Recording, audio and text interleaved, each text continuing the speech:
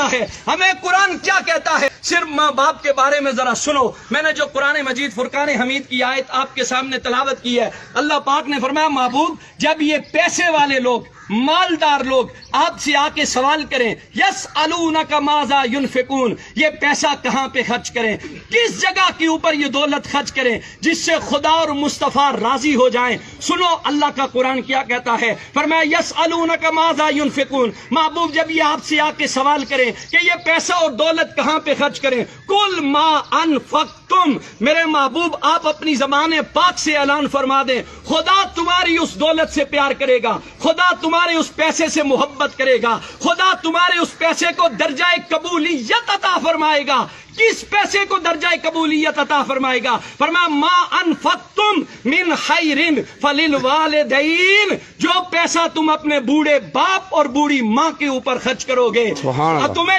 Guarantee مل رہی ہے کہ جس بندے نے اپنے ماں باپ کے اوپر پیسہ خرچ کیا، جس نے ان کی خدمت کی، جس نے ان کا احترام کیا، جس نے ان سے دعائیں لی ہیں، اس بندے کے ساتھ خدا بھی راضی ہے، خدا کے محبوب بھی راضی ہیں. یہ بات یاد رکھو. یہاں سے 7 لاکھ روپے خرچ کر کے بندہ حج پڑھنے جاتا ہے، نہ اس کے پاس مکے کے مفتیوں کا فتویٰ ہے، نہ پاکستان کے مفتیوں کا فتویٰ ہے کہ تو نے 7 لاکھ روپے خرچ کیے، تو نے کعبہ شریف کی زیارت بھی کی ہے، تو نے وہاں صفا اور مروہ کی سعی بھی کی ہے، تو مکے اور مدینے کی گلیوں میں گھوما بھی ہے. اس کے پاس سند نہیں ہے کہ تیرا حج قبول ہو گیا ہے، تیری عبادت قبول ہو گئی ہے، تیرا جھکنا قبول ہو گیا ہے. خدا کی رحمت کی امید تو ہے لیکن قبولیت کی گارنٹی کوئی نہیں دے سکتا. لیکن سنو، جنہوں نے ماں باپ کی خدمت کی ہے، ان کے ساتھ محبت کا رشتہ قائم رکھا ہے، میرے آقا کی حدیث پاک کہتی ہے، فرمایا صبح سویرے اٹھو مسکراتے چہرے کے ساتھ اپنے باپ کے سامنے جا کے کھڑے ہو جاؤ،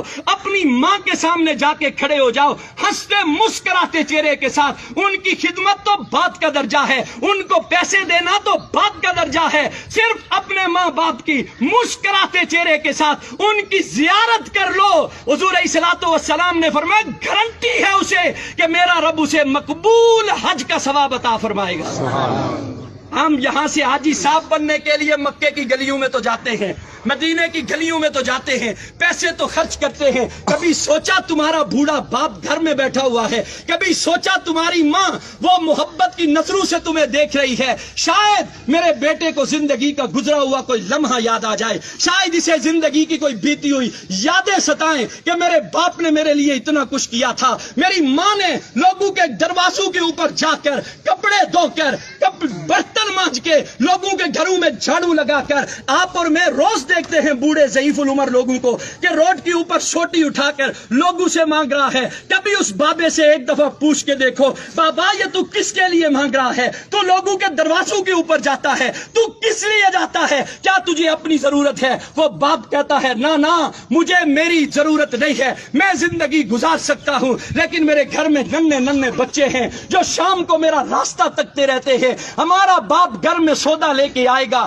ہمارے لیے اناج لے کے آئے گا، وہ سارا دن دھوپ کے اندر رہ کر محنت کر کے تمہارے لیے لا کے وہ خرید کر کے لاتا ہے. کبھی تمہارے دل کے اندر حیا پیدا نہیں ہوئی؟ آج تمہارا باپ تمہارے سامنے کھڑا ہے اور ہماری یہ نوجوان نسل اپنے باپ سے کہتی ہے او جی تساں ڈن بھائی ہوئی جی انہاں دا دماغ یا کملا کرنا سڑکیں چنی تے سڑے جوان اپنے پیو نے بارے چیا گلاں نے پاپا تس ناراض نہ ہویا سڑے ابے اور نہ دماغ یا کملا کرنا محلے والے گچیا نے سڑے اما نہ دماغ یا کملا کرنا. میں حیران ہوتا ہوں ایسی اولاد پر. یاد رکھ لو جو قرآن اور حدیث ہمیں پیغام دیتا ہے، خدا کی عزت کی قسم کھا کے کہتا ہوں خدا دولت سے پیار نہیں کرتا. جو دولت ماں باپ پہ خرچ نہ کرو، وہ تمہارے سجدے، تمہاری عبادات، تمہاری ریاضات، تمہارا قرآن کی تلاوت کرنا، اگر تمہارے بوڑھے ماں باپ تم سے ناراض ہیں تو یہ بات دل سے نکال دو.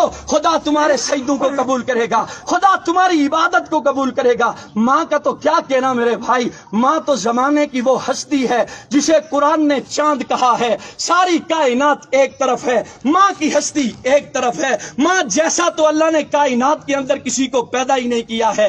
وہ ماں جس کے بارے میں ایک شاعر بول کے کہتا ہے ایک مدت سے میری ماں نہیں سوئی تابش، میں نے فقط ایک بار کہا تھا کہ مجھے ڈر لگتا ہے. تابش کہتا ہے میں نے زندگی میں ایک مرتبہ کہا اماں مجھے ڈر لگتا ہے، اس کے بعد میری ماں نے سونا ہی چھوڑ دیا. ایک اور شاعر بول کے کہتا ہے، وہ کہتا ہے وہ اس ڈر سے دوپہر کے وقت بچوں کو سلا دیتی ہے شاید کھلونے بیچنے والا پلٹ کے واپس نہ آ جائے۔ ایک اور شاعر بول کے کہتا ہے، وہ کہتا ہے جس گھر میں روٹیاں 4 ہوں بندے 5 ہوں اس گھر سے ایک ہی ہستی کی صدا بلند ہوتی ہے، مجھے بھوک نہیں ہے، وہ کوئی اور نہیں ہوتا، رب کعبہ کی قسم وہ ماں ہوتی ہے۔ ایک اور شاعر بول کے کہتا ہے، وہ کہتا ہے اس زمانے